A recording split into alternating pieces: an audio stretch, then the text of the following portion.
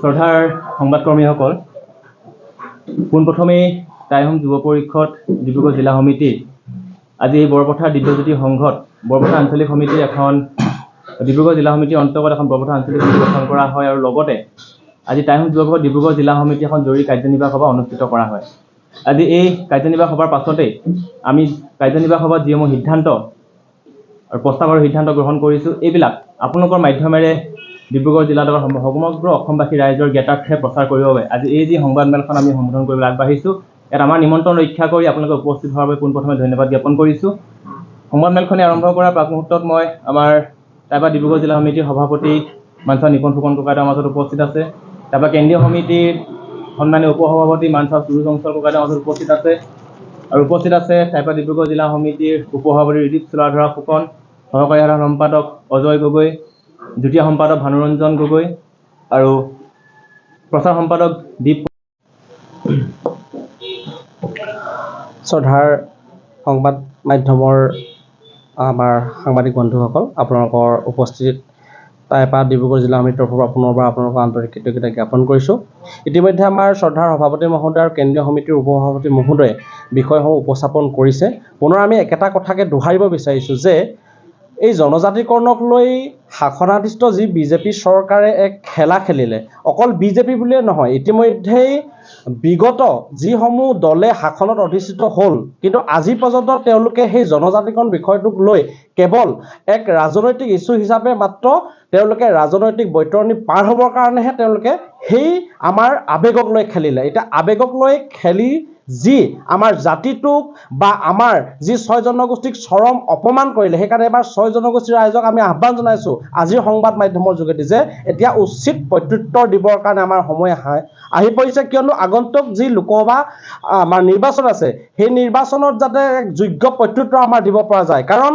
আমাৰ জাতিক লৈ যি শাসনাধিষ্ঠিত দল বা যি চৰকাৰখনে আমাৰ প্ৰতি যি চৰম অন্যায় কৰিছে, তাৰ এক উচিত যাতে প্ৰত্যুত্তৰ দিয়ে। সেইকাৰণে আমি 6 জনগোষ্ঠী আৰু লগতে আমাৰ যি টাই আহোম জনগোষ্ঠীৰ লোকসকল আছে, যুৱক যুৱতী বন্ধু আবাল বৃদ্ধ বনিতা সকলোকে আমি আহ্বান জনাইছোঁ যে জাতিটোক লৈ তেওঁলোকে যি মিঠাচাৰ এই চৰকাৰখনে তেওঁলোকে যি মিছা কথাৰে আভুৱা ভাৰিলে, যাতে এক যোগ্য প্ৰত্যুত্তৰ দিয়ে আগন্তুক নিৰ্বাচনত। আজিৰ সংবাদ মাধ্যমৰ যোগেদি সেয়ে আমি আহ্বান জনাইছোঁ, সকলো ওলাই আহক। কাৰণ এতিয়া হৈছে শেষ এই জাতিৰ সন্ধিক্ষণত আমি সকলোৱে মাৰ বান্ধি থিয় হ'ব লাগে আৰু আমি সকলোৱে আগুৱাই গৈ আমাৰ যি দাবী আছিলে সেই দাবীক যে তেওঁলোকে লৈ এক আমাৰ আৱেগক লৈ যে তেওঁলোকে হেতালি খেলিলে, তাৰ কাৰণে যোগ্য প্ৰত্যুত্তৰ দিয়াৰ সময় আহিলে। সেইকাৰণে আমি পুনৰবাৰ সকলোকে আহ্বান জনাইছোঁ আৰু আগন্তুক দিনত জনজাতিকৰণে হওক, আজি আমাৰ তাৰপৰা আহোমলেণ্ড দাবী আছে, সেই দাবীক লৈ কেন্দ্ৰীয় সমিতিয়ে কাৰ্যসূচীসমূহ গ্ৰহণ কৰিব আৰু তাত আমি জিলা সমিতিয়ে পূৰ্ণ সহযোগিতাৰে আমাৰ সেই কাৰ্যসূচীসমূহ আমি আগুৱাই নিম। ধন্যবাদ। পোনপ্ৰথমে আপোনালোক সকলো সাংবাদিক বন্ধুক টাই আহোম যুৱ পৰিষদ অসম কেন্দ্ৰীয় সমিতিৰ তৰফৰ পৰা আন্তৰিক শুভেচ্ছা জ্ঞাপন কৰিছোঁ তথা বৈপ্লৱী অভিনন্দন জ্ঞাপন কৰিছোঁ। এটা কথা স্পষ্ট যে যেতিয়াই ইলেকশ্যন আহে তেতিয়াই টাই আহোম জনগোষ্ঠীৰ যিটো ST কথাটো বা জনজাতিকৰণৰ কথাটো এটা ৰাজনৈতিক ইছ্যু হিচাপে ৰাইজ কৰে আৰু তাক এই ইছ্যু হিচাপে ৰাইজ কৰি পিনে আজি তাৰিখলৈকে প্ৰত্যেকটো ৰাজনৈতিক সংগঠনে বা প্ৰত্যেকটো ৰাজনৈতিক দলে বৈতৰণি পাৰ কৰি আছে। আজি এই সংবাদমেলৰ যোগেদি আমি এটা কথা স্পষ্ট ভাষাৰে কৈছোঁ, নো ST নো ৰেষ্ট। ইয়াৰ লগতে আমি এই সংগ্ৰামখন অকল ৰাজপথৰ সংগ্ৰামত আমি সীমাবদ্ধ কৰি ৰাখিব বিচৰা নাই। আমি এই সংগ্ৰামখন শৈক্ষিক দিশতো আমি আগবঢ়াব বিচাৰিছোঁ। আমাৰ যিহেতু আমাৰ টাই জনগোষ্ঠীৰ কিমানজন আমাৰ IPS অফিচাৰ আছে বা IS অফিচাৰ বা প্ৰশাসনিক বিষয়া আছে, আমি তেনে ক্ষেত্ৰত আজি আমাৰ এটা সিদ্ধান্ত আমি গ্ৰহণ কৰিছোঁ যাতে আমাৰ জনগোষ্ঠীৰ ল'ৰা ছোৱালীসমূহে এই প্ৰশাসনিক যিখিনি এক্সাম তেওঁলোকে যাতে দিয়ে, UPSC APSC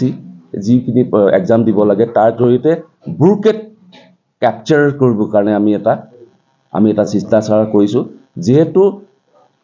এখন চৰকাৰ তেতিয়াই বাধ্য হ'ব যেতিয়া ব্ৰুকেটত আমাৰ মানুহ থাকিব। We are completely zero' in bracket section. সেইকাৰণে আজি তাৰিখত আমাৰ ডিমাণ্ডসমূহ সম্পূৰ্ণৰূপে হোৱা নাই। সেইকাৰণে আমাৰ প্ৰথমতে আমাৰ এই ব্ৰুকেট ছিষ্টেমটোত আমি বৈতৰণি পাৰ কৰিবলৈ হ'লে আমাৰ এই জনগোষ্ঠীৰ সকলো যিখিনি শিক্ষিত ল'ৰা ছোৱালী আছে তেওঁলোকক আমি আহ্বান জনাইছোঁ আমাৰ এই মঞ্চৰ তৰফৰ পৰা তেওঁলোকে এই কম্পিটিটিভ এক্সামসমূহ তেওঁলোকে কৰি পিনে নিজকে প্ৰতিপন্ন কৰক জাতি আৰু জনগোষ্ঠী আৰু অসমখনৰ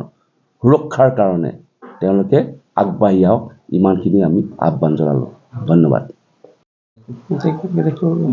তাৰিখ কৰিব লাগিব তাৰ পৰৱৰ্তী আজিৰ কাৰ্যনিৰ্বাহক সভাই এটা সিদ্ধান্ত গ্ৰহণ কৰিছে টাইপা ডিব্ৰুগড় জিলা সমিতিৰ উদ্যোগত জনজাতিকৰণেই হওক বা আহোমলেণ্ডৰ দাবীক লৈ অহা 10 মাৰ্চৰ পৰা এক ধাৰাবাহিক কাৰ্যসূচী আমি হাতত ল'ম পোনপ্ৰথমে আমাৰ বৰপথাৰতে এক বাইক ৰেলী যোগেদি ইয়াৰ শুভাৰম্ভ হ'ব পৰৱৰ্তী সময়ত আমি পুনৰ তাৰিখ আমি হাতত লৈ সেই অনুসৰি আমাৰ বিভিন্ন আঞ্চলিকলৈ আৰু আঞ্চলিকৰ লগতে সমগ্ৰ জিলাখনলৈ এই আন্দোলন কাৰ্যসূচী আমি আগুৱাই নিম কথা স্পষ্ট ট্ৰাইবেল এনভয় যিটো কথা কৈছে ট্ৰাইবেল এনভয়ে কৈছে যে আমাৰ টাইম জনগোষ্ঠীক তেওঁলোকে জনজাতিকৰণ দিয়াত তেওঁলোকৰ ক্ৰাইটেৰিয়া হিচাপে তেওঁলোকে পোৱা নাই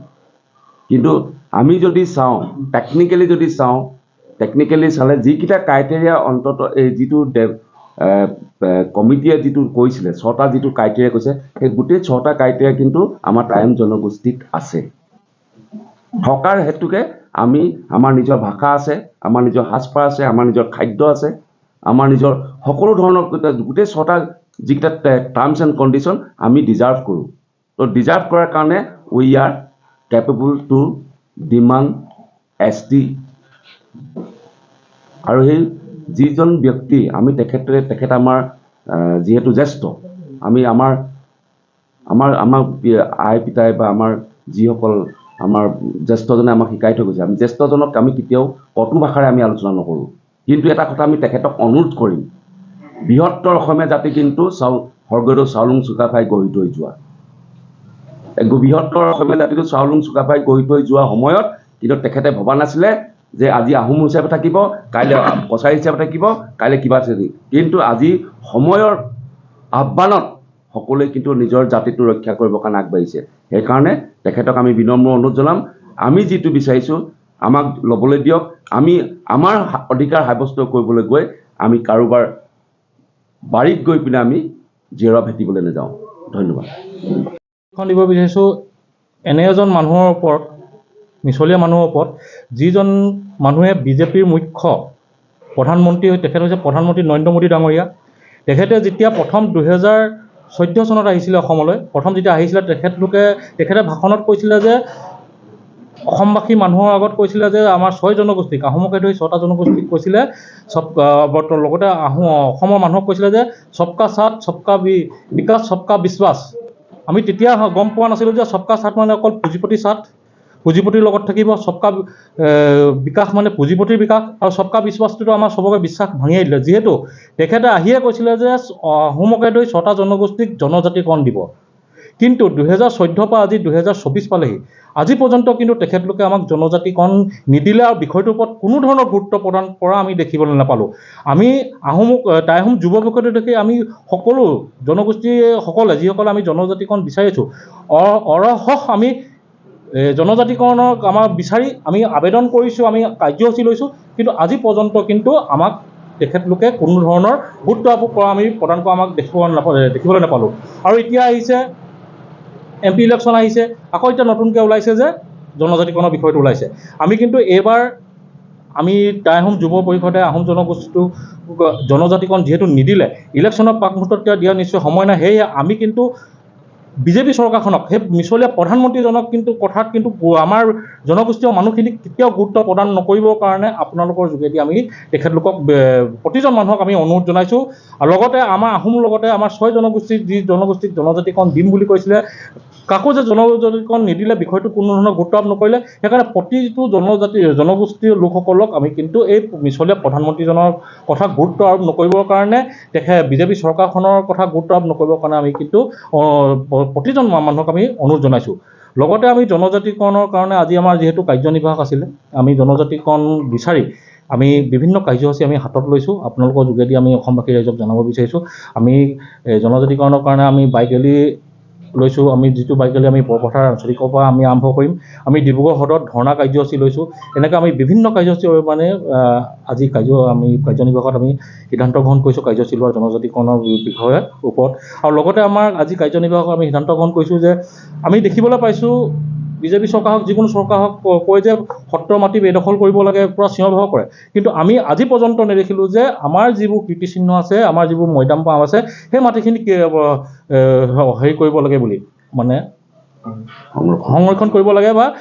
তাত যিসকল অবৈধভাৱে বেদখল কৰি আছে তেখেতলোকৰ পৰা বেদখল মুক্ত কৰিব লাগে। সেই বিষয়টো কিন্তু আজিলৈকে চৰকাৰ ফালৰ পৰা নেদেখিলোঁ। আমি কেইবাবাৰো এই আমি নিচেই কাষতে লাগি থকা চেঁচা মৈদামটো, তাত আমি জানো 72 বিঘা মাটি আছে। আমি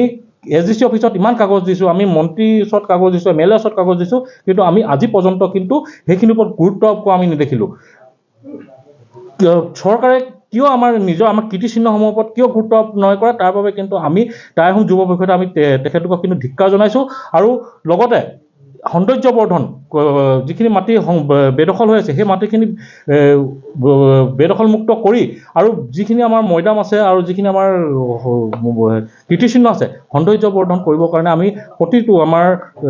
চৰকাৰী হওক আমাৰ চৰকাৰী ওচৰলৈ গৈ পিনি আমাৰ যিখন কাউন্সিল আছে কাউন্সিলৰ ওচৰত গৈ পিনি আমি আবেদন কৰিবলৈ আজি এটা সিদ্ধান্ত গ্ৰহণ কৰা হৈছে। আৰু বিশেষ আমাৰ আজি কাৰ্যনিৰ্বাহক লোৱা সিদ্ধান্ত এয়ে। আৰু আমাৰ মাজত এতিয়া আছে আমাৰ কেন্দ্ৰীয় সমিতি উপসভাপতি ডাঙৰীয়া, মই তেখেতকো দুআষাৰ ক'বলৈ অনুৰোধ জনাইছোঁ।